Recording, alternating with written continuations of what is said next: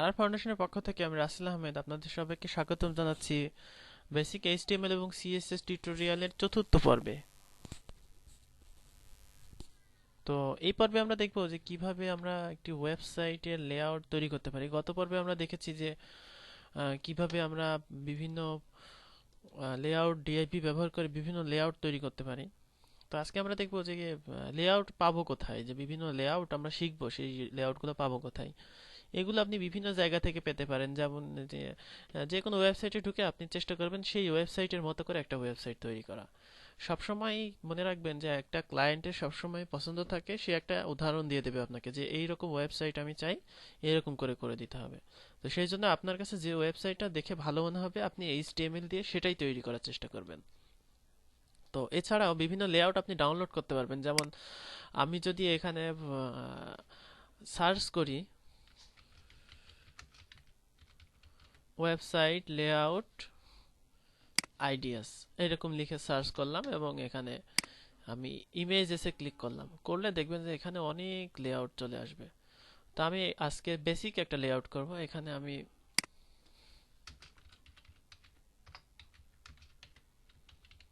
Simple example লিখে আমি search করলাম যে একটা ওয়েবসাইট লেআউটের, এর আগেরটাই বোধহয় ভালো ছিল।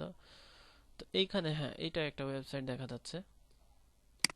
এই ওয়েবসাইটটা আমরা একটু দেখে আসি। খেয়াল করুন, এইটি একটা ওয়েবসাইটের টেমপ্লেট।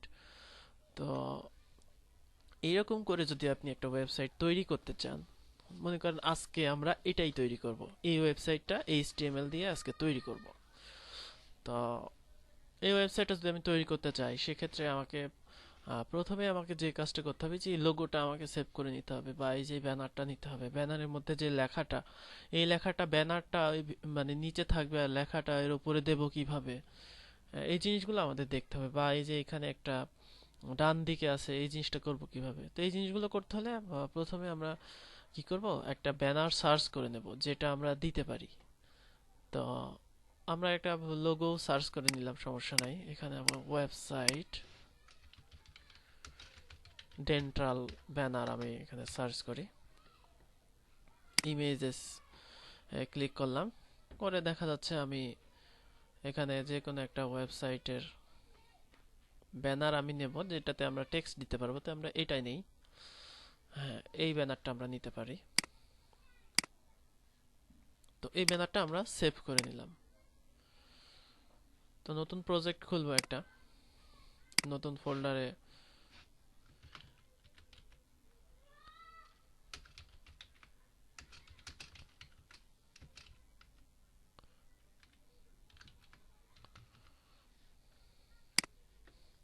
ইমেজেস নামে একটা ফোল্ডার করলাম, যেখানে আমি ব্যানার জেপিজি কে রেখে দিলাম।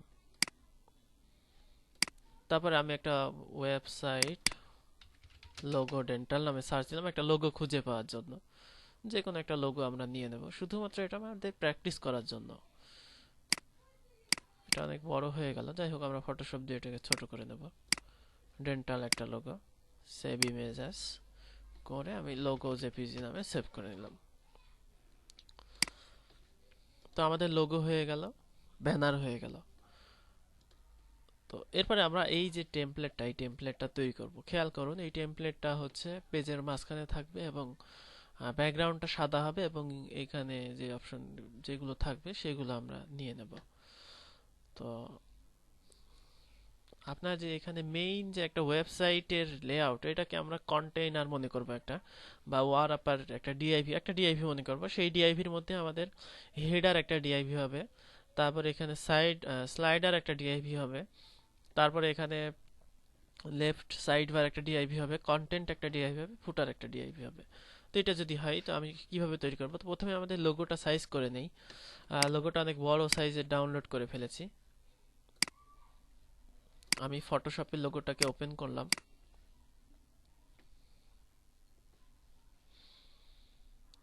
এবং ব্যানারটাও আমরা সাইজ করে নেব। ব্যানারটা আমরা যেহেতু ওয়েবসাইটের উইডথ দেবো 960 পিক্সেল, সেহেতু আমরা ব্যানারটাও সার্চ করে নেব এখানে।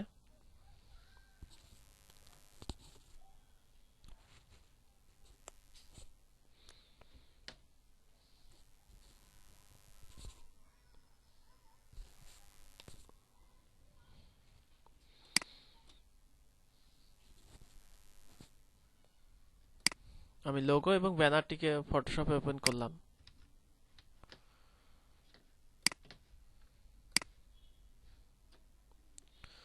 লোগোটার আমরা সাইজ করে নিয়ে একে আমরা ইমেজ সাইজে গিয়ে উইডথ দিলাম 500 পিক্সেল এবং সেভ করে নিলাম এটাকে। আর এটাকে আমরা উইডথ দিব 960 পিক্সেল, সেভ করে নিলাম। যা হাইট আছে সেটা থাক, সমস্যা নেই। তো এইবারে আমাদের যা করতে হবে, আমাদের প্রজেক্ট যে ফাইলটা, প্রজেক্ট ফাইলে আমি একটা টেক্সট ডকুমেন্ট এবং এটা মুছে দিয়ে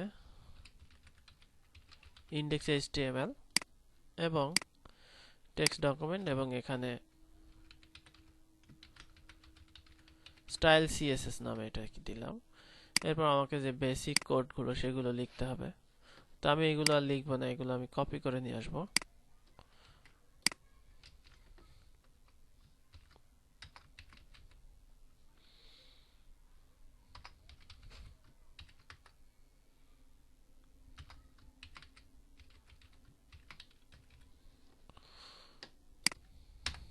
তো এখানে আমার স্টাইল সিএসএস থাকলেই হবে। স্টাইল অর্থাৎ এই জিনিসটা আপনাদের আমি শিখিয়েছি, এজন্য আমি আর এটার বিস্তারিততে গেলাম না। তো এখানে আমাদের মার্কআপটা আগে করে নিতে হবে। মার্কআপ বলতে আমরা টোটাল ডিআইভি কে, যেহেতু আমাদের ব্যাকগ্রাউন্ডটা সাদা, সেহেতু আমাদের এখানে এরিয়া করার প্রয়োজন নেই। অর্থাৎ এখানে ব্যাকগ্রাউন্ডটা সাদা আছে, এজন্য আমরা টোটালটাকে একটা ডিআইভি তে ঘিরে নেব। তো টোটালটাকে একটা ডিআইভি তে ঘিরে নেওয়ার জন্য এখানে ডিআইভি ক্লাস দিয়ে করব আমি। ডিআইভি টোটালটাকে আমি নাম দিলাম, মেইন নাম দিলাম। এরপর এর মধ্যে আমাদের কয়টা রো আছে সেগুলো আমি একটু চিন্তা করে নেই। এটা একটা রো, এটা একটা রো, দুইটা, এই টোটালটা এখানে মিলে একটা রো, তিনটা, এখানে একটা, চারটা রো। অর্থাৎ আমাকে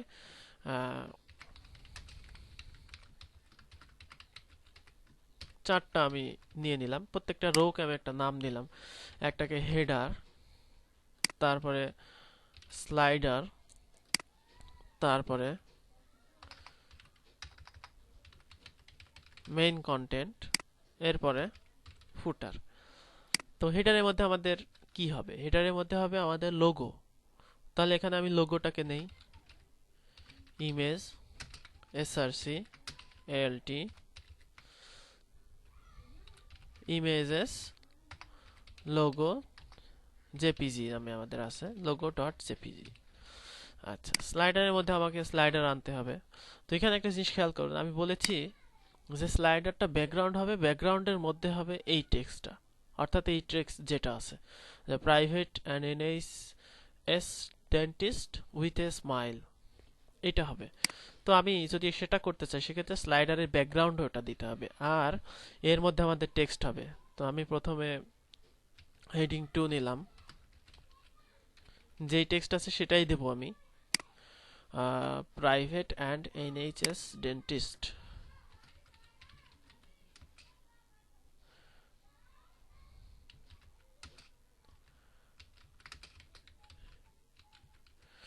তারপরে একটু বড় হবে, সেটাকে আমরা হেডিং 1 দিলাম। সেটা হচ্ছে with a smile, with a smile. এরপরে আমি ছোট যে টেক্সটটা, সেই টেক্সটটা প্যারাগ্রাফ টেক্সট দিলাম। ওখানে লেখা আছে, আচ্ছা যাই হোক, বোঝা যাচ্ছে না, তো আমি অন্য লেখা দিয়ে দিই।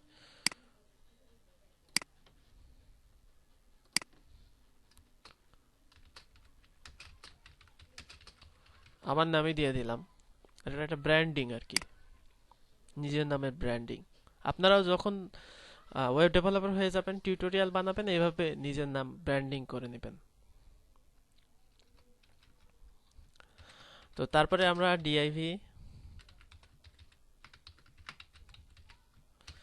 ডিআইভি ক্লাস, এখানে দুটো ডিআইভি হবে, একটা হচ্ছে লেফট সাইড বার, আরেকটা হচ্ছে, তো আমরা লেফট সাইড বার না দিয়ে এখানে কন্টেন্ট এটা দেই।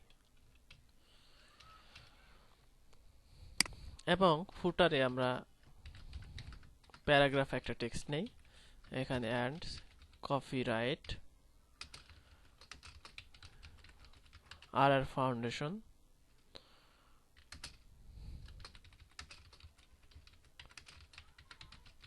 রিজার্ভড। আচ্ছা, তো কন্টেন্টে আমরা সাইড বারে আমরা একটা মেনু তৈরি করব। খেয়াল করুন এখানে কিন্তু মেনু আছে সাইড বারে, যে হোম এই সেই হাবিজাবি এই মেনুগুলো। তো আমরা মেনু তৈরি করার জন্য আপনারা জানেন ইউএলএলআই ব্যবহার হয়।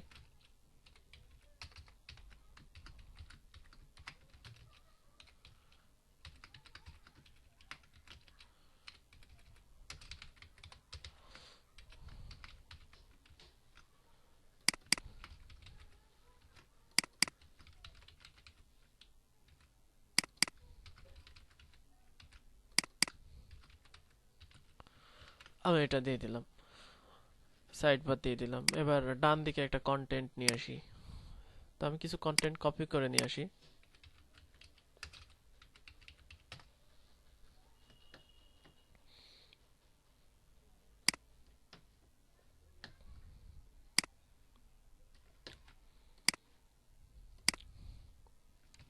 তো কন্টেন্ট গুলো প্যারাগ্রাফে করে দেই, তাহলে আমাদের দেখা যাচ্ছে 2-3টা প্যারা করে দেই, তাহলে দেখতে ভালো লাগবে। বা অনেক সময় প্যারা তো লাগে, আমরা এগুলো দিয়ে দেই, প্যারা করে দেই এগুলোকে।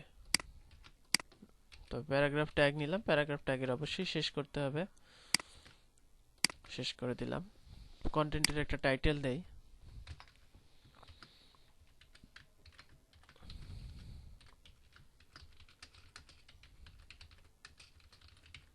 This is content title.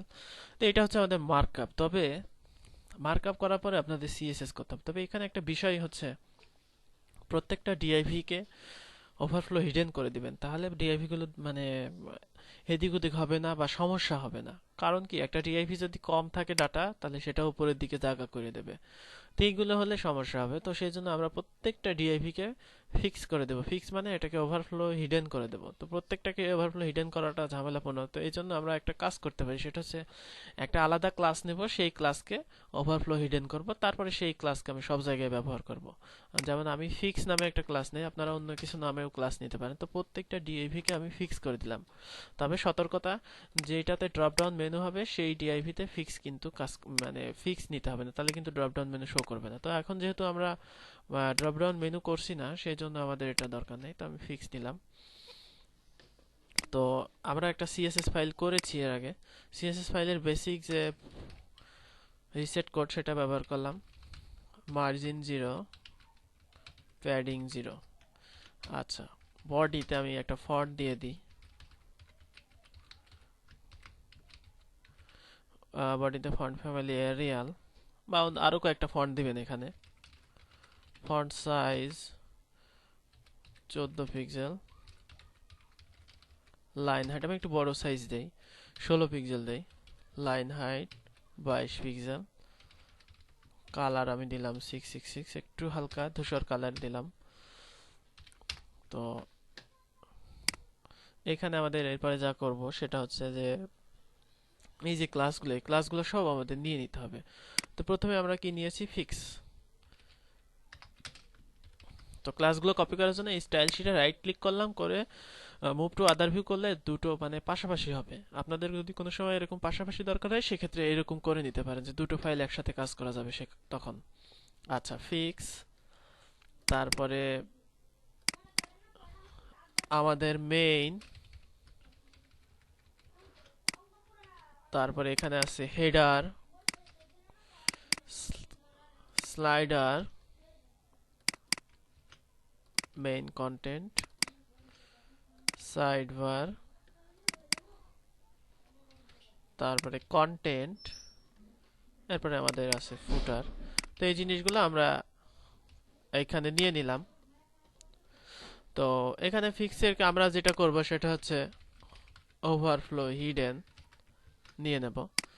আচ্ছা, তো আমাদের মেইন যেটা, সেটাকে আমরা মাঝখানে করতে হবে এবং এটা উইথ দিতে, অর্থাৎ মেইন যে ডিআইভিটা।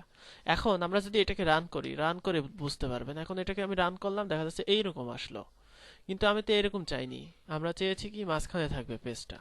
তো সেটা যদি করতে চাই, এটা কিন্তু স্টাইল শিট বাদে আমাদের এইটা হলো।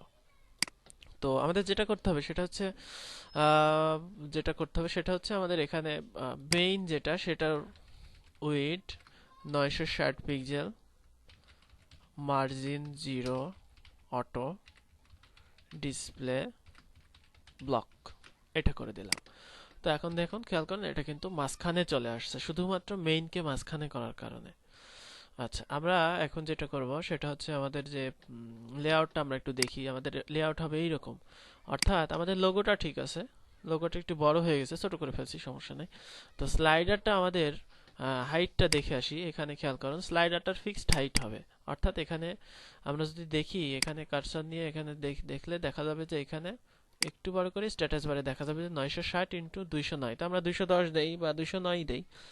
তো স্লাইডারে আমরা ফিক্সড হাইট দিয়ে দেই এবং তার ব্যাকগ্রাউন্ডে এই ছবিটা দিয়ে দেই। যেমন এখানে আমরা হাইট 209 পিক্সেল, উইডথ 960 পিক্সেল, এটা না দিলেও হবে, তারপর দিয়ে রাখলাম যেহেতু উইডথটা আমাদের মেইন থেকেই আসছে। এবং ব্যাকগ্রাউন্ড দেওয়ার ক্ষেত্রে এখানে একটু খেয়াল করুন, ইউআরএল কোনো স্পেস হবে না কিন্তু এখানে ইউআরএল এর মধ্যে, এবং ইউআরএল এর পরে থার্ড ব্র্যাকেট শুরু শেষ এটাকেও কোনো স্পেস দেবেন না, অর্থাৎ আপনি যদি এখানে স্পেস দেন কাজ করবে না। এর ভিতরে যে আমরা লিখব আমাদের ইমেজের লোকেশন, অর্থাৎ ইমেজেস ব্যানার জেপিজি, এবং আমরা চাচ্ছি না ব্যানারটা রিপিট হোক, এজন্য নো রিপিট দিলে এখন আমি যদি এখানে রিফ্রেশ করি দেখা যাবে যে আমাদের ব্যানারটা চলে আসছে এবং এই যে টেক্সটগুলো চলে আসছে। তো এই টেক্সটগুলো সাদা রঙের হলে ভালো হতো। সাদা রঙের বলতে এই টেক্সটগুলো শুরু হবে এখান থেকে, এই পর্যন্ত এই লোকেশনে লেখা হয়ে যাবে। এবং এখানে যেমন আছে তেমন করব না, আমরা এখানে যেহেতু অন্য ইমেজ ব্যবহার করা আছে, এবং এর মাঝখানের যে কালারটা অন্যরকম হবে, ওপরে এই দুইটা সাদা হোক, এবং এই কালারটা অন্তত বড় হবে। তো সেটা যদি করতে চাই সেক্ষেত্রে আমাকে অর্থাৎ আমরা বড় করতে চাচ্ছি এইটাকে, তো এটাকে হেডিং 1 করে দেই, আলাদা ডিআইভি। তো তাহলে আমাকে এটাকে সিলেক্ট করলে স্লাইডার হেডিং 2, এটাকে সিলেক্ট করতে চাইলে স্লাইডার হেডিং 1, এই পি কে সিলেক্ট করতে চাইলে স্লাইডার পি। তাহলে আমরা এখানে নিয়ে নেই স্লাইডার H1 একটা, স্লাইডার H2 একটা, স্লাইডার পি একটা। তাহলে হেডিং 1 কে আমি এখানে কালার দেব। তো তার আগে আমরা এই তিনটাকে আলাদা করে ঘিরে নেব আলাদা একটা ডিআইভি দিয়ে, যাতে এটাকে আমরা মুভ করাতে পারি। তো সেই জন্য আমরা এখানে আলাদা ডিআইভি ক্লাস ডিআইভি, এবং এই ডিআইভিটাকে আমরা নিচে নিয়ে আসি যাতে এটাকে নিয়ে নেওয়া যায়। তো এই ক্লাসটার আমরা আলাদা একটা নাম দেব, সেটা হচ্ছে স্লাইডার টেক্সট নাম দিলাম।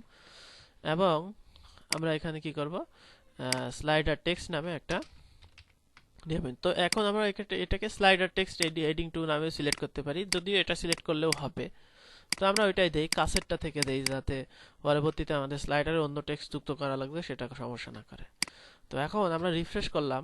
তো এরপরে আমরা যদি ফায়ারবাগ দিয়ে এটাকে দেখি যে কোন অবস্থানে আনলে আমাদের ভালো হতো, কালারটা কেমন করলে ভালো হতো, ফায়ারবাগ ব্যবহার করার নিয়ম আবারও বলে দিই।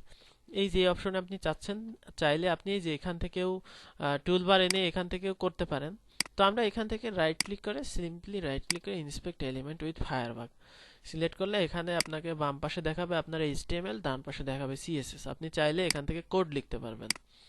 তো কেমন করে, তো এখানে মনে করেন আমি স্লাইডার ডিআইভি টেক্সট এইটার যে সিএসএস ব্যবহার করা হচ্ছে সেটা চেঞ্জ চাচ্ছি, আমরা চাচ্ছি এটাকে মুভ করে নিচে আনতে। তো আমরা এই ডিআইভি তে ক্লিক করলে এখানে দেখবেন যে আপনার যদি স্টাইল শিটে এই স্লাইডারের জন্য কোনো স্টাইল শিটে কোনো সিলেক্টর নেওয়া থাকে সেটা কিন্তু এখানে শো করবে।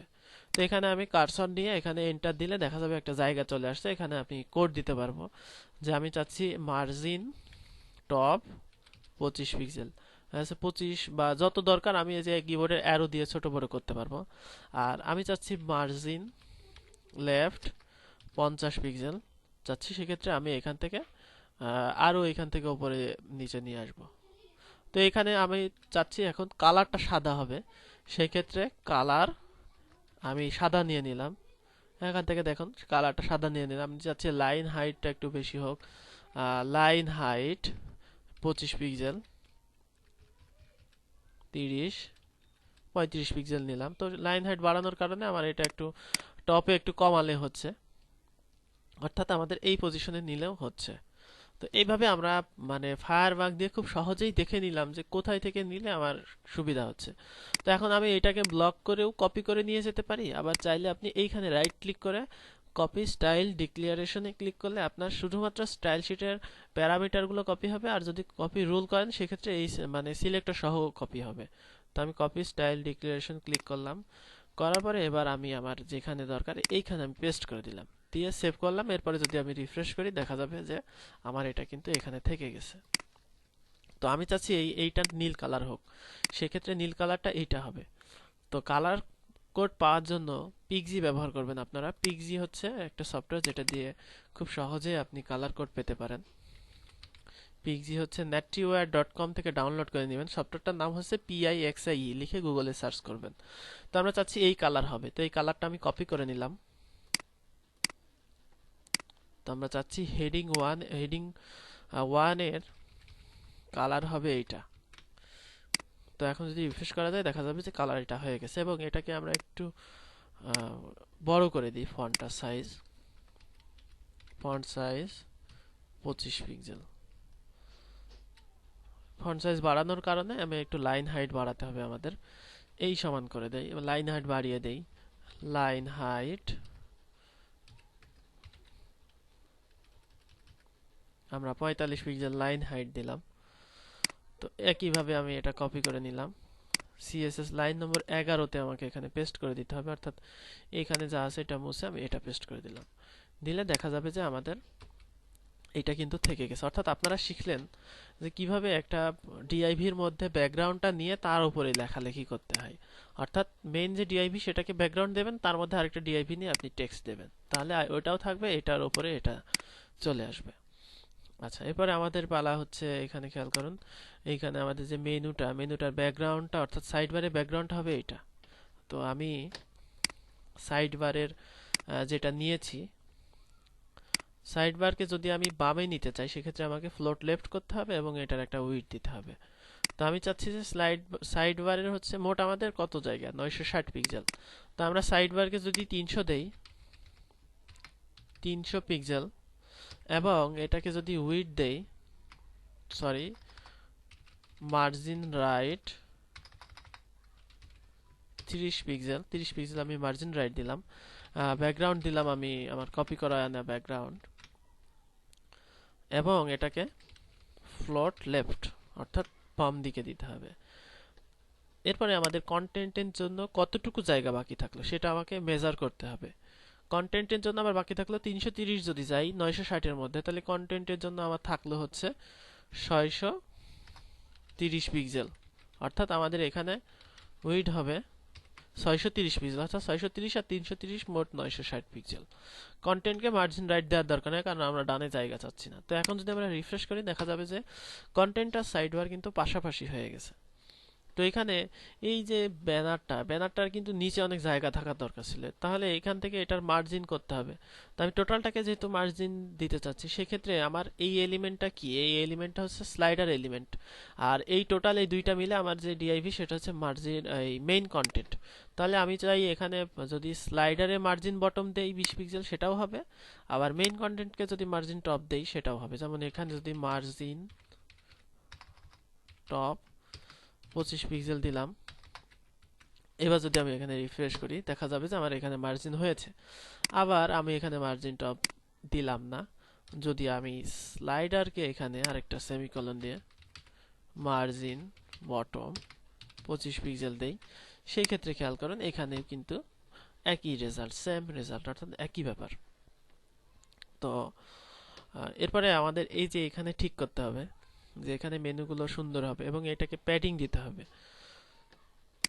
তো আমি যদি উইডথ ঠিক রেখে প্যাডিং দিতে চাই, দেখা যাচ্ছে সাইড বারকে টোটালি প্যাডিং দিতে চাচ্ছি, সেক্ষেত্রে আমি এখানে প্যাডিং দেখা যাচ্ছে 20 পিক্সেল যদি দেই, সেক্ষেত্রে এখন রিফ্রেশ করলে দেখা যাবে যে একটা নিচে চলে আসছে, কারণ এখানে যে প্যাডিং দিয়েছি 20 পিক্সেল বেড়ে গেছে, আমার টোটাল জায়গা 980 হয়ে গেছে। তো যেহেতু এখানে প্যাডিং দিয়েছি, উইডথ আছে, সেহেতু আমাকে উইডথ 40 পিক্সেল কমাতে হবে, অর্থাৎ 260 পিক্সেল হবে। তখন 300 থেকে প্যাডিং 20-20-40 কমালে 260 পিক্সেল। এখন কিন্তু রিফ্রেশ করলে দেখা যাবে যে আমাদের ঠিক আছে। তো এই যে এটা করলাম। এখন আমাদের এই যে সাইড বারটা ঠিক করতে হবে। সাইড বারটা এখন আমাদের ঠিক হয়নি। মানে এখানে খেয়াল করুন, এখানে সাইড বারটা সুন্দর আছে দেখা যাচ্ছে, ডান দিকে আছে। তো সাইড বার যদি আমি অন্যরকম ওটা না অন্যরকম ঠিক করতে চাই, সেটার জন্য আমাকে সাইড বারের ইউএল কে ঠিক করতে হবে। তো সেই জন্য আমাদের side bar UL, side bar UL LI, side bar UL LI a, side bar UL LI a hover. তো আমরা ইউএল কি করলাম, মার্জিন 0, প্যাডিং 0। এখানে কোথাও একটা সমস্যা হয়েছে, এই কারণে আমাদের এরকম দেখাচ্ছে। সরি, আমাদের মানে আমি ভুল করেছি লিখতে লিখতে। সাইড বার ইউএল, এখানে থার্ড ব্র্যাকেট হবে আসলে। Side bar UL LI, LI a, LI a hover. আচ্ছা, ইউএল এ আমরা চাচ্ছি margin 0, padding 0, list style none. তারপর এখানে এলআই আমরা চাচ্ছি যে একটু প্যাডিং হোক, প্যাডিং 5 পিক্সেল, এবং এটাকে আমরা বর্ডার বটম দেই 1 পিক্সেল সলিড, এবং একটা হালকা কালার দিয়ে দেই। এবং এলআই কে টেক্সট ডেকোরেশন নান, মানে ডিফল্ট ভাবে আসা আন্ডারলাইন কে মুছে দিলাম। আমরা এখানে কালার দিলাম, একটা কালার দিলাম। এখন যদি আমি রিফ্রেশ করি দেখা যাবে যে আমাদের এই যে সাইড বারটা সুন্দর হয়ে গেছে। অর্থাৎ আমি এখানে কি করেছি, এখানে করেছি হচ্ছে প্রথমে ইউএল কে যে লিস্ট ছিল সেটা মুছে দিলাম, এলআই কে একটা নিচে বর্ডার দিলাম। তারপরে যেটা করলাম সেটা হচ্ছে আমরা এর একটা কালার দিয়ে দিলাম, যাতে ও ডিফল্ট ভাবে আসা কালার না হয়। এখন আপনি চাইলে এর হোভারে একটা কালার দিতে পারেন। দেখা যাচ্ছে হোভারে আমি একটা গাঢ় কালার দিলাম। তাহলে খেয়াল করবেন যে হোভারে যদি কালার দেই, সেক্ষেত্রে এখন রিফ্রেশ করলে এই যে এর উপরে কার্সার নিলে দেখবেন যে এটা একটু গাঢ় হয়ে যাচ্ছে, মানে ওই কালারটা। তাহলে বোঝা যাবে আমি ওইটার উপরে কার্সার নিয়েছি। ঠিক আছে, এইভাবে এই জিনিসগুলো ঠিক করতে হয়। এরপরে আমরা এইটাতে আসি, কন্টেন্টে আসি। কন্টেন্টে আমরা কন্টেন্টের প্যারাগ্রাফের মধ্যে ফাঁকা থাকার দরকার। তারপরে কন্টেন্টে যে হেডিং 2 ব্যবহার করেছি সেটার মধ্যে নিচে জায়গা থাকা দরকার। যেমন কন্টেন্ট হেডিং 2 কে আমি দিলাম মার্জিন বটম 15 পিক্সেল, এবং ফন্ট ওয়েট নরমাল, বোল্ড থাকলে ভালো লাগে না দেখতে। এবং কন্টেন্ট পি প্রত্যেকটা প্যারাগ্রাফের নিচে যাতে বোঝা যায় জন্য মার্জিন বটম 5 পিক্সেল দিয়ে দিলাম। দিয়ে দিলে এখন যদি আমি রিফ্রেশ করি দেখা যাবে যে এখন আমাদের সরি 5 পিক্সেল না, এখানে আসলে 15 পিক্সেল হবে। 15 পিক্সেল দিলে এখানে দেখা যাবে যে আমাদের কন্টেন্ট হেডিং 2, আসলে এখানে কন্টেন্ট হেডিং 1 দিয়ে ফেলেছি, এখানে হেডিং 2 হবে, এই জন্য এটা কাজ করছিল না। তো এখন যদি আমি এখানে রিফ্রেশ করি দেখা যাবে যে এখানে কন্টেন্টটা টাইটেল ঠিক আছে, এই যে প্রত্যেকটা প্যারার নিচে ফাঁকা আছে, এখন কিন্তু দেখতে সুন্দর লাগছে। তো আমরা এই টেমপ্লেটটা আবার দেখলাম, এই টেমপ্লেটটার নিচে যে এই যে ফুটারটা আছে এটার ব্যাকগ্রাউন্ডটা যেটা সেটা আমরা কপি করে নিলাম, এবং আমি ফুটারে প্যাডিং 10 পিক্সেল, ব্যাকগ্রাউন্ড আমি ওই কালারটা দিলাম। দিলে এখন যদি আমি এখানে রিফ্রেশ করি দেখা যাবে যে আমাদের ফুটারটা এই কালার হয়ে গেছে। তো ওভারঅল এই যে আমাদের যে টেমপ্লেটটা হলো, খুব সহজেই কিন্তু আমরা এটা তৈরি করলাম। আর লোগোটা বড় হয়ে গেছে। যাই হোক, আপনারা পিএইচডি তে যেরকম থাকবে সেরকম। এখানে আমাদের নতুন জানার বিষয় হচ্ছে যে এটা এইভাবে। তো সিএসএস দিয়ে বিভিন্ন ইফেক্ট আপনারা শিখতে পারেন। ইফেক্টগুলা বলতে এই যে ব্যাকগ্রাউন্ডটা যদি আমরা অন্য একটা কালার দেই, যেমন আমি এখানে খেয়াল করেন আমি ব্যাকগ্রাউন্ডটা চেঞ্জ করে দেই, যে আমি চাচ্ছি বডির ব্যাকগ্রাউন্ড আমি ধূসর চাচ্ছি, এবং আমাদের যে বডি ব্যাকগ্রাউন্ড ধূসর করে দিলে টোটালটা ধূসর হয়ে যাবে। তো আমি চাচ্ছি যে আমাদের যে এরিয়াটুকু, এই এরিয়াটুকু সাদা থাকবে। সেই ক্ষেত্রে আমাকে যে আমাদের যে এরিয়াটা, মেইনের ব্যাকগ্রাউন্ড আমি সাদা করে দিলাম। দিলে দেখা যাবে যে এখন আমাদের এরিয়াটুকু সাদা এবং এর ব্যাকগ্রাউন্ডটা ধূসর। ঠিক আছে, এরকম যদি করতে চান, এবং আপনি যদি চান যে এখানে মার্জিনটা 50 পিক্সেল জায়গা থেকে নিচে নেমে আসবে, তাহলে দেখতে সুন্দর লাগবে, সেক্ষেত্রে আপনি মেইনকে এখানে মার্জিন 0 অটো আছে তো 50 পিক্সেল অটো করে দেন, তাহলে উপরেও 50 পিক্সেল জায়গা থাকবে, নিচেও 50 পিক্সেল জায়গা থাকবে। এখন রিফ্রেশ করলে দেখা যাবে যে আমাদের এই যে জায়গাটা হয়ে গেছে, তো বেশি জায়গা হয়ে গেছে, 50 পিক্সেল বেশি জায়গা, 25 পিক্সেল দিলাম। এখন যদি রিফ্রেশ করি দেখা যাবে যে এই যে আমাদের যে মানে দেখতে কিন্তু এখন সুন্দর লাগছে। এইভাবে আপনি ওয়েবসাইটের বিভিন্ন টেক্সচার দিতে পারেন, ব্যাকগ্রাউন্ডে বিভিন্ন প্যাটার্ন দিতে পারেন। তো সেইগুলো করবেন কিভাবে? তো ইমেজেস .google.com-এ যাবেন, এখানে আপনি দিবেন যে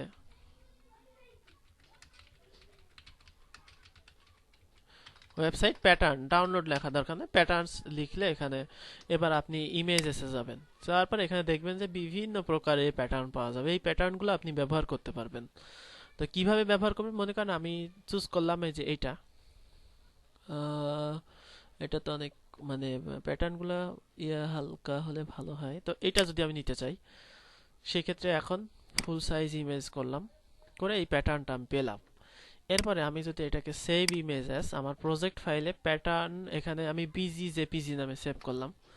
তো এখন আমি চাই যে প্যাটার্নটা ব্যাকগ্রাউন্ডে আসুক, সেক্ষেত্রে ব্যাকগ্রাউন্ডে এই যে এখানে কালার কোডের ঠিক আগে এখানে ইউআরএল, তারপরে এখানে ইমেজেস, তারপর এখানে বিজি জেপিজি, এরপরে আমি এখানে স্পেস দিয়ে রিপিট, রিপিট মানে এখানে রিপিট হবে, অর্থাৎ রিপিট এক্সও হবে, রিপিট ওয়াইও হবে, অর্থাৎ দুই দিকে রিপিট হবে। তো সেক্ষেত্রে এবার যদি আমি এখানে রিফ্রেশ করি সেখানে দেখা যাবে যে আমাদের ওয়েবসাইটের ব্যাকগ্রাউন্ডে কিন্তু প্যাটার্ন চলে আসছে। তো স্ক্রল করার সাথে সাথে কিন্তু প্যাটার্নটা নড়ছে। আপনি যদি চান যে এটা মানে ফিক্সড হয়ে থাকবে সেই ক্ষেত্রে এখানে কিন্তু রিপিট, তারপরে এখানে আপনি ফিক্সড করে দেন। ফিক্সড করে দিলে এখানে দেখবেন এখন রিফ্রেশ করার পর আমি যদি চাকা ঘুরাই শুধুমাত্র আমার পেজটা নড়ছে, অর্থাৎ প্যাটার্নটা কিন্তু নড়ছে না।